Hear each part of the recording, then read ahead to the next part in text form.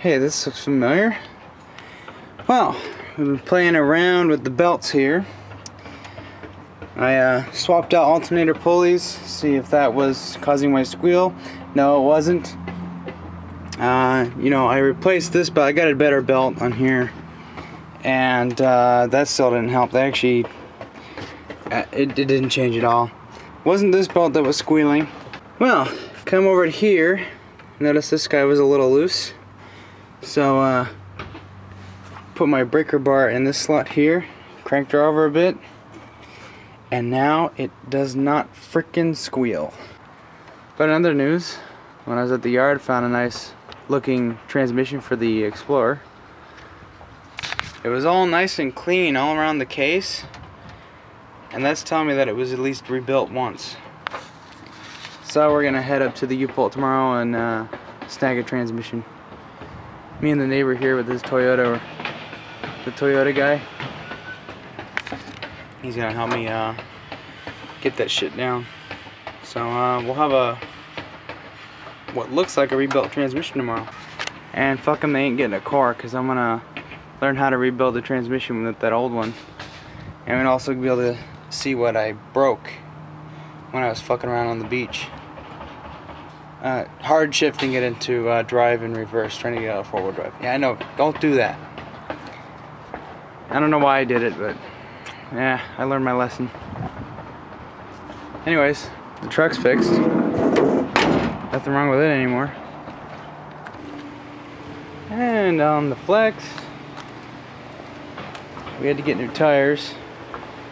The fronts were getting worn, so I guess my mom went and picked up Pirelli's Scorpion. Nice aggressive tread. Looks like it'd be decent for, like if you happen to take a dirt road or something. Looks like we got some good traction. Lots of meat though. Those are nice tires.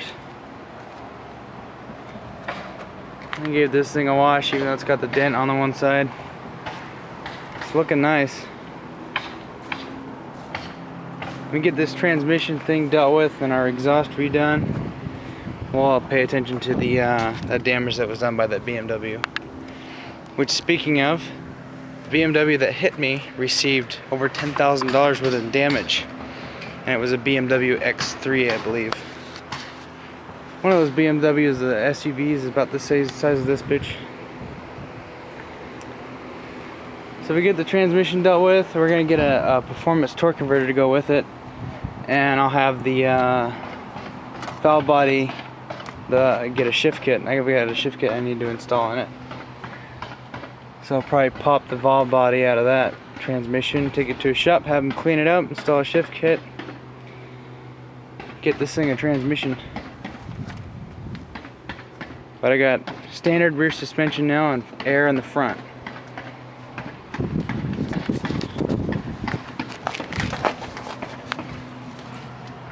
I've kind of disconnected some of my air stuff back here so I can run air in the front. But when I did the shocks on my friend's Explorer, his rear shocks were still decent, so I put them back in here.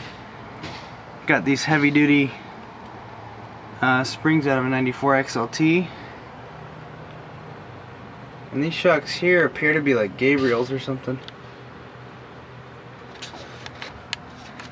I'll end up getting the Gabriel Ultras that we got for his Explorer and put them in the back here. In the meantime, I've got 4 sets of rear air shocks. If anybody needs them, I'll sell them to you. I got 2 that are brand new. One has a slight leak, even though it's brand new.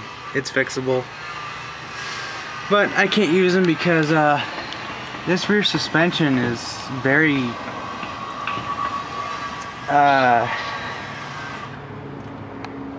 very twitchy with those air shocks back here. It won't ride like the front will with the, I've got stiffer torsion bars up front from an XLT, but I have the air shocks. It rides great with that up front, but if I run the air shocks back here, it does not like it. It just fucking rides weird. Not bad, it just rides weird. But with this setup, it rides really smooth now. It's a lot better. Well, at the moment, I got the fluid drained out of it. out of the transmission.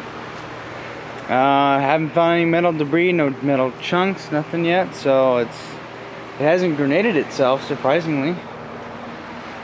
In fact, there wasn't even really a whole lot of grime like there was last time when the pan had a lot of grime on it from the old torque converter.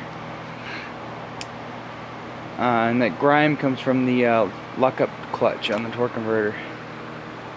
That's what that shit was before. Well, anyways, I'm having a hard time with that exhaust again. That Y pipe doesn't want to come out, so I think what's going to happen is we're going to find a way to pull the transmission out without that exhaust being removed. Looks like there's room to do it, and I'm going to try and do it this time without fucking with the exhaust.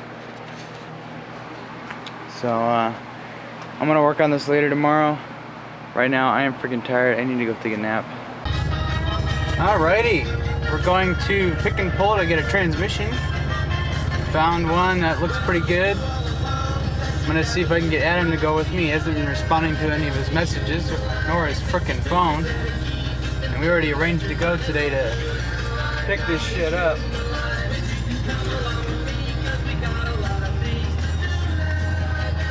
I can tell you one thing that's gonna drive me nuts.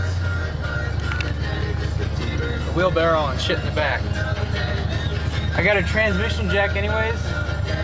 I'm gonna ask him if I can bring it in because I'm pretty much gonna be by myself if I can't get Adam, and I'm not gonna be able to pull down a 280-pound fucking transmission. Well, we finally got that transmission.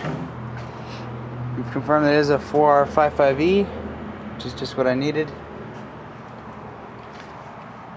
Does look like it was rebuilt at some point. Usually these aren't upside down. This one's been turned around a bit. Took the valve body, compared the numbers. The valve body on this is a 95 GT. Old one there is from my old transmission. It's a 95 GT as well. And the valve body is the exact same. Connectors are the same. Everything is the exact same. So we know it's not a 5R55E. But it does look like it was rebuilt. It's got this new plastic seal right here. And it's got a new pump seal. Different colored bolts. Mine are silver. These are blue. And you can barely see it, but there's a 0 here. And there was a 3 right here. So I have a feeling maybe this was rebuilt back in 2003. It just looks too, somewhat clean to be a factory transmission, so I think I scored on this. It did have a aftermarket torque converter in there. It was a heavy duty, painted blue, so it does look like this was definitely rebuilt before. So this should last me another 50,000 miles or more. But yeah, we got her in. Now I just gotta wait to get cash for a torque converter. We wrote down the model number that was on the torque converter, so we'll get the same one. And then so we need some exhaust parts like a catalytic converter and some other stuff that's not really under the car anymore. Anyways, time to go get food. I know it looks bad, but it's not. It's just dirty fluid. It's not burnt. It did come out red. It was red on the dipstick. Oh, I know. I know. And that's why we picked it. Also because I felt that it was a rebuild. Turns out it is. Freaking servo covers on ass backwards. Not backwards, but it should be like this one when it was level. This one's just all turned around. So that means they had this thing completely apart. Definitely by the seals and stuff. You gotta put a glove over that so no dirt gets in there. And a bag on this end. But I believe she's a good transmission. can't wait to get it into this guy. Hopefully it's not one of those transmissions where it looks the same but this ends up being a 5-speed, and then the computer in here takes a big shit. We'll see, but you know, the numbers on here match up. The fit and style of the transmission is the same, and all the connectors and everything are the same. The only reason why I'm worried about this is because this came out of a 96 and we have a 95. Now at some point between 96 and up, they went to a 5R 55E. So I'm just hoping that this is the 4R 55E. Yeah, it does appear to be a 4R 55E. But we got some scary news. Remember a long time ago when we did the Ford Focus alternator replacement? The video that's not really a how-to, it was just me kind of documenting a little bit of the nightmare that I went through changing the alternator. Well, it's back.